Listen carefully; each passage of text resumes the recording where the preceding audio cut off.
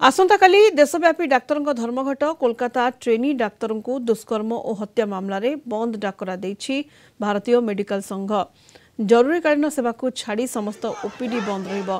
अगस्त 17 तारिख सकाळ 6 रु अगस्त 18 सकाळ 6 जाए मेडिकल सेवा बंद रखिबाकू चेतावनी देछि आईएमए। एही सभा मध्यरे ओपीडी और इलेक्टिव सर्जरी सेवा बंद रहिबो। बुधवार राति रे होइतिबा हिंसात्मक विक्षोभ और भंगारुजा परे मामला आहुरी जटिल होइछि। घटनार तदंत पर सीबीआई रो एक टीम कोलकाता जाइछि।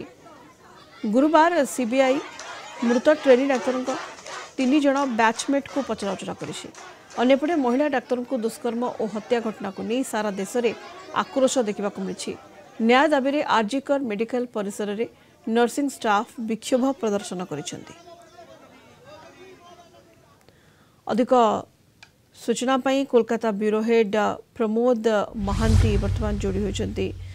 प्रमोद, देशव्यापी तीव्र प्रतिक्रिया प्रकाश पाइबा परे आसंता काली देशव्यापी डाक्तर माने धर्मघट डाकरा देइछंती। भारतीय मेडिकल संघ बंद डाकरा देइछि। प्रमोद, देखो आजिकार महिला डाक्तर मृत्यु पर दुष्कर्म पर बर्तमान पश्चिमबंग में कार्यरत एक भिन्न परिमंडल सृष्टि होती।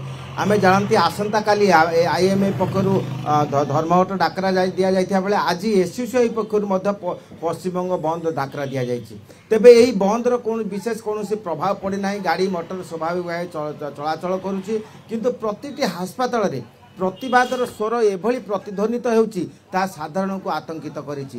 रोगी सेवा स्वाभाविक करने चेष्टा करा जाउथिले सुधा वर्तमान डाक्तर मानक जो अमनोयोगी पदक भूमिका से यथायथ भाव रोगी सेवा करा जाउ नाही एवं यही बंद डाकरा को नहीं वर्तमान एक पश्चिमबंगर अचलावस्था सृष्टि होगाकू जाउची। अन्य पक्षरे मुख्यमंत्री ममता बानार्जी निजे आईन श्रृंखला को सुरक्षित रखिबा पाई निजे मध्य पदयात्रा करिवे बोली घोषणा करछन्ते दल पक्षरु एवं विभिन्न स्तर को यदि आमे देखिबा पश्चिमबंग में एक भिन्न परिमंडल सृष्टि होती। यही अशांतिर रूपरेख वर्तमान विभिन्न दिग को जाऊँगी। डाक्तर माने धर्मघट को चलाई, जूनियर डाक्तर माने धर्मघट चलाई, या समर्थन कर विभिन्न पश्चिमबंगर विभिन्न स्तर लोक मैंने छुटी आसुँच। बुद्धिजीवी माने ये आंदोलन को समर्थन कर अपराह्न प्रतिदिन अपराह्न विभिन्न हास्पाताल एक लोकारण्य हो उठुचे और प्रतिवाद में प्रत्येक गर्जी उठुंट। सबुठारु गुरुत्वपूर्ण विषय जे 14 तारिख राति 15 तारिख भोर समय जो घटना घटीगला आरजीकर हस्पिटाल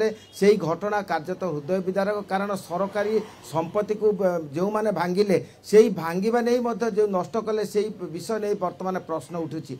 विरोधी दल पक्षर कहुच्छे तृणमूल कांग्रेस एवं राज्य सरकार परिकल्पित परिकल्पना एवं अन्य पक्षर शासक दल पक्षर कहुच्छे विरोधी दल सीपीएम कांग्रेस एवं बीजेपी पक्षर एभली घटना करा जायछि। तेणु यही समस्त विषय वर्तमान जटिल परिस्थिति सृष्टि होती। वर्तमान धर्मघट एवं मुख्यमंत्री ममता बानार्जी जो पदयात्रा वर्तमान अन्य रूप धारण करिछि। आसंता काली आईएमए पक्षर धर्मघट डाकरा दैछि एवं आज आईसीयू पक्षर जो धर्मघट डाकरा दिखाई ताहा मध्य वर्तमान भिन्न रूप नेबाकू जाइछि। तेणु यही परिस्थिति रे स्वाभाविक रखापी बर्तमान प्रत्येक चाहती एवं विभिन्न स्तर आवेदन करा जाउछि। किंतु डाक्तर माने सेमानक न्याय पाइबा सेमानक निरापत्ता सुरक्षित करने सेमाने बद्धपरिकर एवं यह नहीं सेमाने आंदोलन अब्याहत रखिछन्ति। प्रति हास्पाताल रे सेमाने आज सकाळ 10टा ठारू आंदोलन आरंभ करुछन्ति। 24 घंटा आंदोलन चालू